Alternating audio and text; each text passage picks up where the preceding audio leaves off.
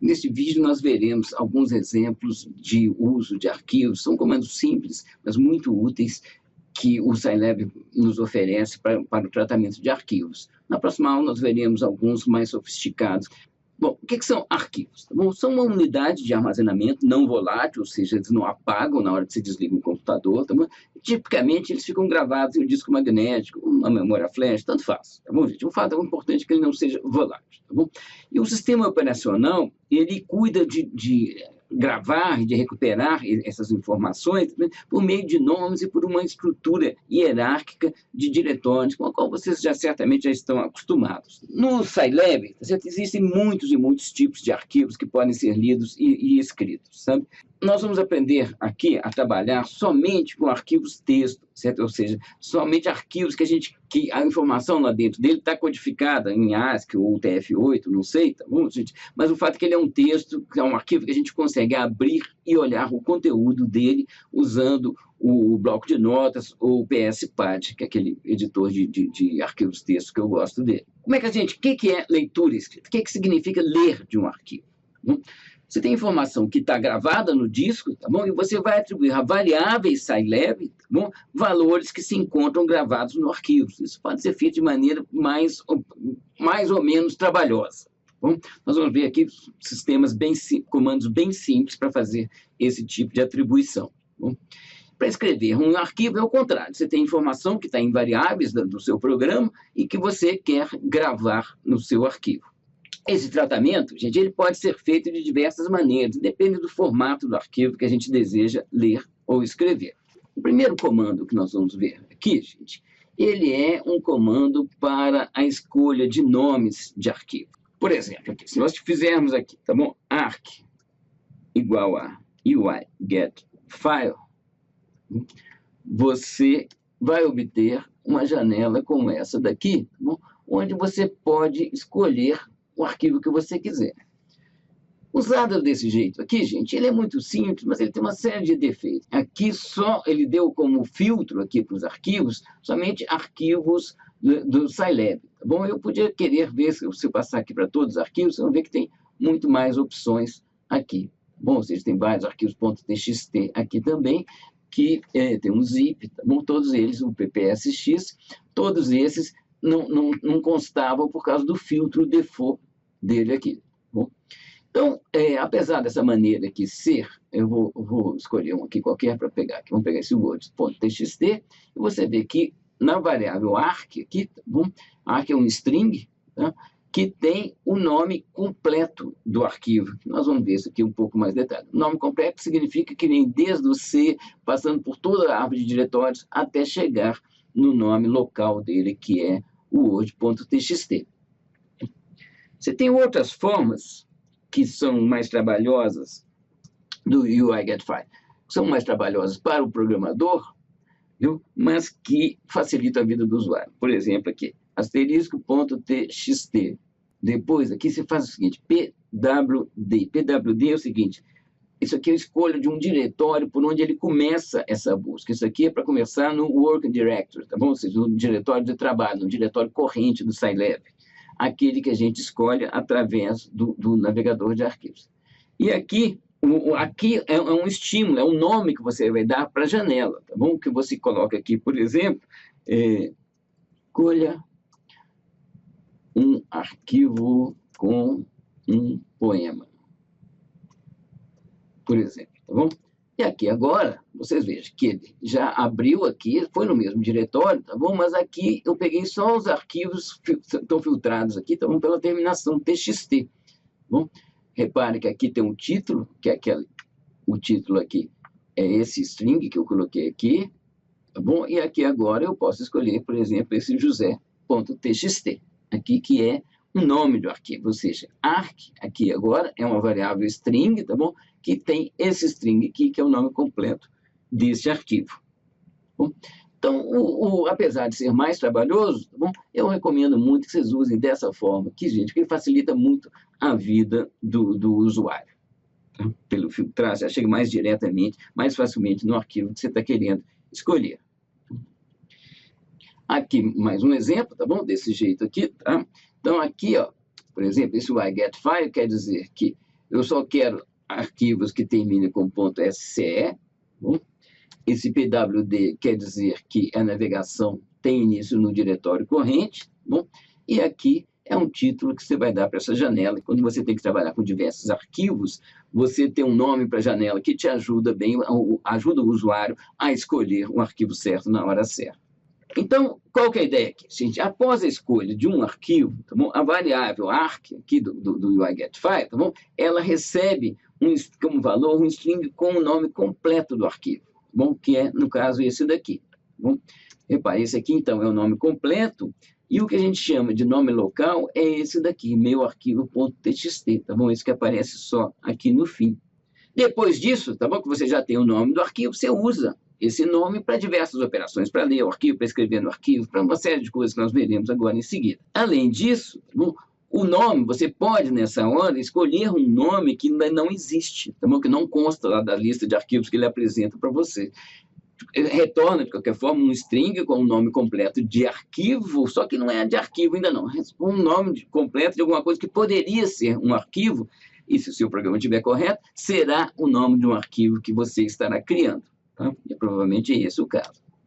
Você saber qual que é o diretório corrente, você tem que usar o navegador de arquivos do Scilab, tá bom? O que aparece aqui em cima, tá bom? É o diretório corrente. Tá? E estar no diretório corrente ou não implica no fato de você poder usar o nome local ou o nome completo.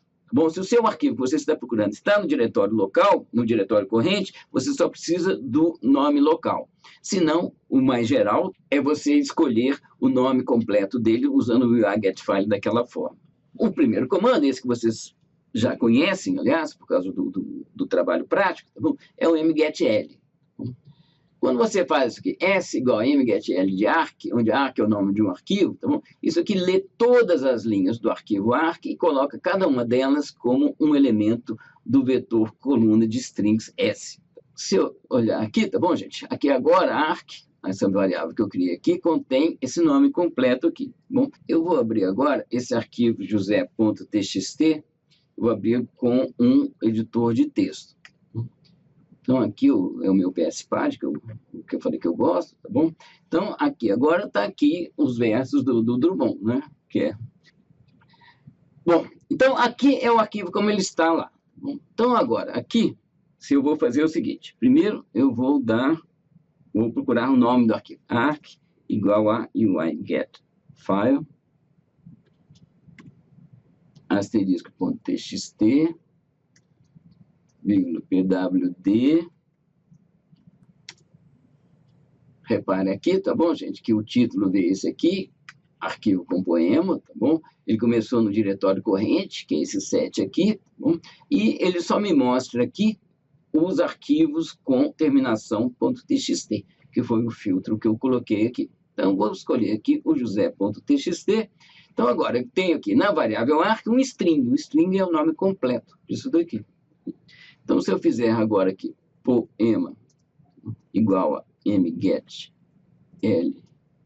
de arc, eu vou ter na variável poema esse vetor coluna aqui de strings, tá bom?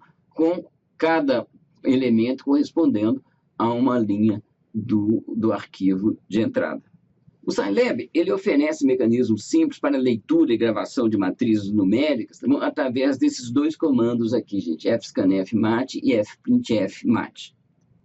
Esses comandos, então, eles leem ou gravam arquivos que contêm somente números em formato tabular, à exceção das primeiras linhas que podem conter textos. Nós vemos aqui um exemplo do fprintfmat. Eu falei arc, é um nome de arquivo que eu já obtive provavelmente com o UIGetFile, tá bom? Aqui, M é a matriz que eu quero gravar. Bom? Aqui é o formato com que todos os números de M serão gravados. Tá bom? E cabecalho aqui, né? Cabecalho, ele é um vetor de strings, é um vetor coluna de strings que contém as primeiras linhas que serão gravadas nesse arquivo. Então, por exemplo, aqui, se a gente tiver o seguinte, A igual a 1, 2, 3, 4, 5, 6, 7, 8, 9. Arc igual ao UIGetFile, tá bom? Cabecalho igual a meus dados, primeira linha, segunda linha, qual 1, qual 2, qual 3. Bom, se eu fizer o fprintfmat de arc A matriz, tá bom? Esse aqui é o formato. E K becalho, o arquivo resultante disso daqui é esse daqui. Tá vendo? Aqui estão os dois strings, as duas primeiras linhas são os dois primeiros elementos de K becalho, que deve ser um vetor coluna, tá bom? E depois aqui eu tenho a minha matriz, todos os seus valores gravados com o formato 5.2F. O fscanf-mat faz o contrário, tá bom? Ele faz o caminho inverso. Ele lê uma matriz no arquivo, cujo nome, por exemplo, arc aqui, cujo nome é um string armazenado em arc.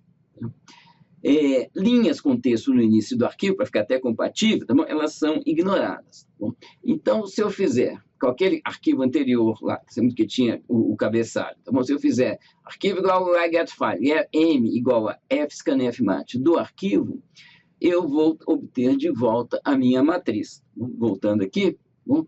Essas duas primeiras linhas aqui serão ignoradas e esses valores aqui serão atribuídos à matriz M.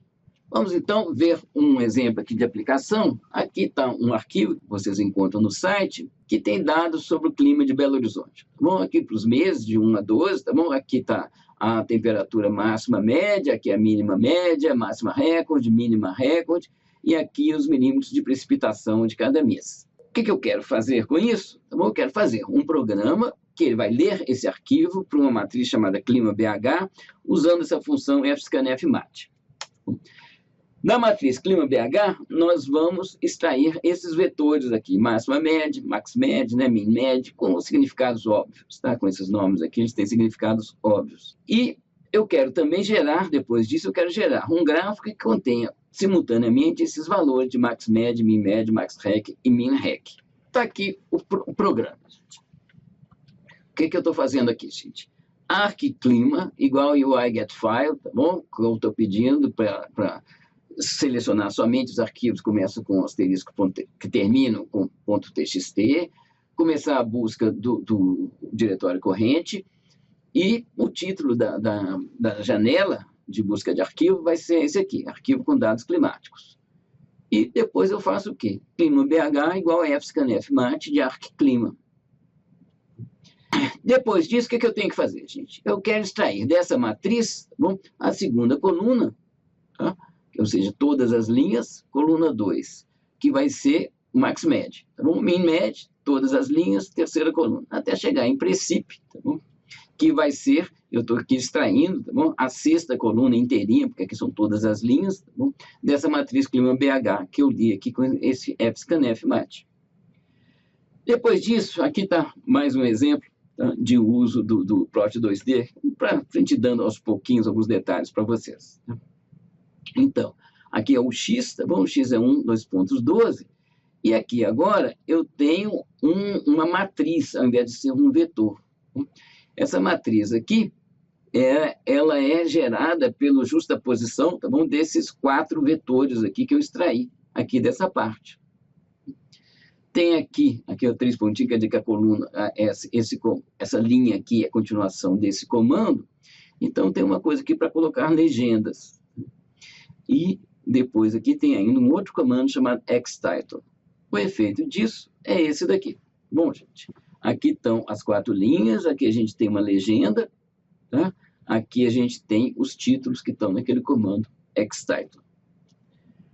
Tá bom, gente? Então, esses aí são os comandos bem simples que a gente tem para manipular arquivos com informação de texto e arquivos com informação numérica. Bom, nós veremos, claro que nem todos os arquivos são assim, a parte dos arquivos, tá certo? Uma mistura dessas duas coisas. Na próxima aula nós veremos como lidar com esses arquivos que não têm um formato tão bem comportado como esses dois que nós examinamos agora aqui.